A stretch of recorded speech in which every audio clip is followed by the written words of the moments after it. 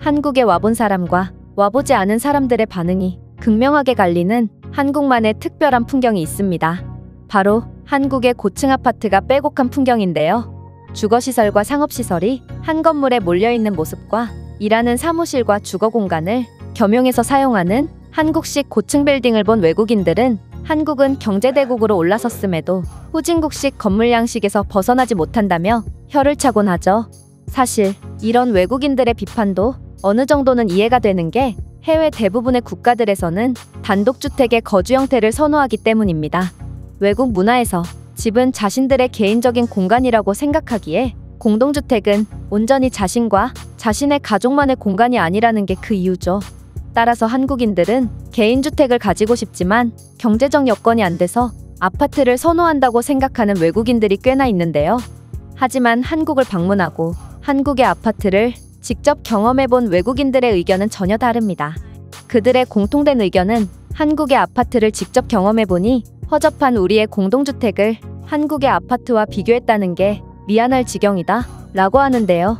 그도 그럴 것이 한국의 아파트는 외국의 아파트와는 달리 축이 여러 개라 자연재해에도 앞뒤로 넘어가지 않고 창문의 경우에도 보온 보냉의 기능을 수행하지 못하는 외국 건물의 창문과는 달리 한국 건물의 창문은 기본적으로 이중창에 또다시 이중창으로 구성되어 있어서 온도를 유지하는 데도 몹시 유리하죠. 무엇보다도 우리 집의 TV 소리를 위아래 옆집, 심지어 옆옆집까지 들을 수 있을 정도로 층간소음에 취약한 외국의 아파트와는 달리 한국의 아파트는 이 부분에 있어서도 상당한 강점을 가지기 때문에 공동주택임에도 개인주택처럼 자신만의 공간을 온전히 느낄 수 있습니다.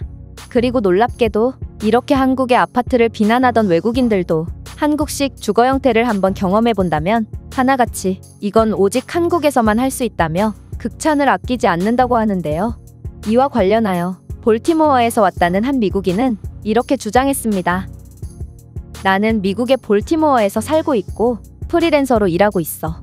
나는 평소에 한국에 대해 관심이 많았고 한국을 많이 놀러 가기도 했었는데 최근에는 아주 좋은 기회를 얻게 되었지. 바로 부산에 놀러 갔을 때 친해진 한국인 신혼부부가 자신의 아파트에서 2개월 동안 살아보지 않겠냐고 제안한 거야. 그 이유인즉슨 자신들은 개 2마리를 키우고 있는데 아이가 생기기 전에 세계 여행을 다녀오고 싶다며 만약 내가 원한다면 2달 동안 개를 돌봐주고 가끔 집 청소를 해주는 대가로 집을 빌려줄 수 있다는 거였지. 이건 한국을 좋아하는 내게 굉장히 좋은 기회였고 나는 그들의 제안을 주저없이 승낙했어. 그리고 한 달 정도 이 집에서 살아본 나는 한국의 아파트와 완전한 사랑에 빠지게 되었다. 일단 볼티모어는 단독주택이 많고 따라서 건물들이 서로 떨어져 있지. 그래서 내가 사는 블록에 또 누가 사는지도 모르고 심지어 나는 어떤 가족이 내가 사는 블록에 이사 왔다는 사실도 그들이 이사 온 지 1년 만에 알았을 정도로 우리는 공동체이지만 역설적으로 고립되어 살고 있다. 하지만 한국은 달랐어.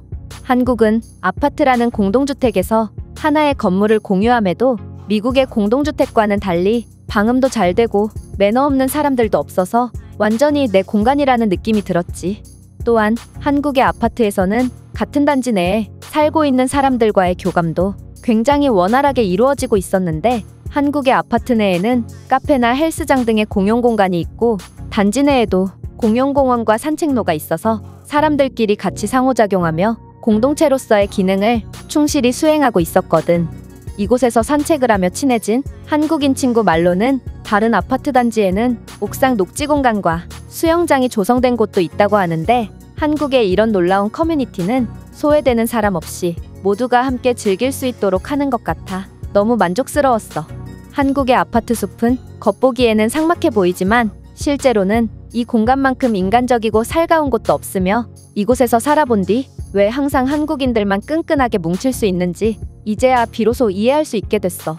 옆집 사람의 얼굴을 보기도 힘들고 몇 년이 지나도 같은 블록에 사는 사람 이름도 모르는 미국의 개인주의적인 삶을 살다가 이런 경험을 하니 정말 하루하루가 꿈만 같다. 이 외국인의 글은 여기까지입니다. 한국의 주거단지는 그저 거주의 목적만 충족시키지는 않죠. 또한 한 외국인은 이와는 다른 경험을 했다고 하는데 이 외국인의 글을 살펴보자면 저는 한국인 남편을 만나 결혼하게 된 일본인으로 현재 한국에서 7살 아이를 키우며 살고 있습니다. 우리는 아파트에 살고 있는데 일본과는 다른 한국의 아파트 모습에 처음에는 굉장한 충격을 받았던 게 기억이 나네요. 일단 한국의 아파트 단지는 몹시 과학적으로 조성되었다고 생각하는데 아파트가 빼곡하게 들어서 있기는 하지만 일정 거리를 유지하며 각 건물들의 축이 약간씩 어긋나게 지어져 있어서 창문을 통해 다른 사람들과 정면으로 응시하는 민망한 일이 없죠. 또한 제 아이는 아파트 단지 내에서 보호자 없이 어디든 걷고 자전거를 타며 공원이나 놀이터로 이동할 수 있습니다. 5분만 걸으면 태권도장에 도착할 수 있고 10분만 걸으면 수학과 영어, 음악 등 각종 학원들로 구성된 건물에 도달할 수 있죠. 아이뿐만 아니라 어른도 마찬가지예요. 모든 단지와 블록에는 편의시설이 즐비해서 차를 탈 필요도 없이 10분 거리 내에서 마트와 공원, 학교 등 다양한 목적이 충족되며 15분만 걷는다면 등산, 수영장, 영화관 등 모든 문화시설을 도보거리 내에서 이용할 수 있어요. 한국에서 평생을 살면 최소 10년 이상은 아낄 수 있겠다는 생각이 들면서도 제가 지금껏 자랐던 일본의 마을은 너무 구시대적이었다고 생각돼서 안타까운 마음도 들었어요.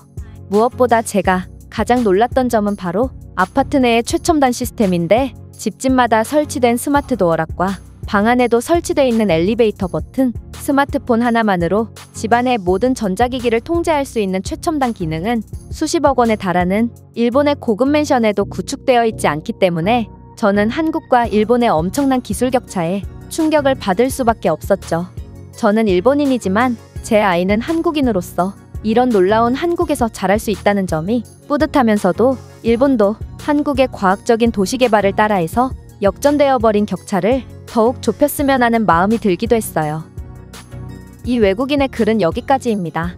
그렇다면 이 글에 대한 다른 외국인들의 반응은 어떤지 댓글을 통해 해외 반응을 살펴보겠습니다. 한국의 건물들의 가장 놀라운 점은 바닥까지 뜨거워지는 난방을 틀 수 있다는 거야. 나는 일본인이고 우리 집은 석유난로 하나로 추운 겨울을 버텨야 하는데 한국은 그렇지 않다는 것을 몸소 느끼고 이제는 한국이 일본을 역전했다는 사실을 받아들이기로 했어. 맞아. 과학 강국이니 뭐니 떠들어봤자 우리는 이미 한국의 진작에 KO 당했다는 게 실생활에서부터 느껴져. 나도 한국인 아내를 만나 한국에서 살고 싶네. 한국의 도시가 빌딩 숲 때문에 삭막해 보인다는 주장은 정말 한국을 모르고 하는 소리입니다. 그들의 야경을 보고도 그런 주장을 할 수 있을지 정말 의문이네요. 맞아. 그리고 빌딩 사이사이에 위치한 궁궐이나 각종 문화재들은 또 어떻고? 나는 이렇게 현재와 미래가 조화된 한국의 도시야말로 진정으로 아름답다고 생각해. 뭐 한국이 그저 평지로만 이루어져 있는 나라였다면 한국의 빌딩 숲들이 삭막하게 느껴졌을 수도 있겠지. 하지만 한국은 엄청난 산악지형을 가졌고 그들의 도시를 감싸고 있는 웅장한 산들을 보면 한국의 도시만큼 멋진 곳도 없다는 생각이 들 거야. 맞아. 그저 한국 아파트의 단편적인 사진만 보고 섣부른 판단을 하는 사람들이 많은 것 같아 안타까워. 한국인들은 심사숙고 끝에 그들이 가진 자연과 가장 잘 조화되는 형태를 선택한 것일 텐데 말이야. 한국인들은 10발자국을 걷기 전에 모든 일들을 전부 처리할 수 있기 때문에 틀림없이 비만율이 높을 거야. 제발 그렇다고 해줘. 그렇지 않다면 너무 부러워서 견딜 수가 없을 거야. 안타깝지만 한국인들의 비만율은 세계 최저 수준이야. 한마디로 한국인들은 모든 것들을 가진 셈이지. 한국에는 멋진 산들이 도시 곳곳에 있기 때문에 한국인들의 비만율이 낮은 건 아닐까 하는 생각이 들어. 이렇게나 멋있는데 접근성도 좋다면 오르지 않고는 못 배기니까 말이야. 글쎄, 그런 이유도 있겠지만 100m 거리도 차를 타고 이동하는 우리의 게으른 모습을 보면 비만율이 높을 수밖에 없다고 생각된다. 그것도 옛날 이야기지. 요즘에는 기름값이 너무도 많이 올라서 자가용을 버려둔 지 오래야. 한국의 아파트 단지는 대중교통과도 엄청나게 가깝던데 도대체 한국인들은 자가용을 왜 구매하는 거야? 기껏 과학적으로 도시를 개발해놨더니 한국인들은 이러한 이점을 온전히 누리고 있지 않은 것 같아. 나도 이게 궁금해. 특히 한국의 도로에는 럭셔리 차도 엄청나게 보이던데 이건 한국인들이 부유하기 때문인 건지 아니면 허세를 부리는 건지 궁금하다. 누구 알려줄 사람? 제가 준비해온 내용은 여기까지입니다.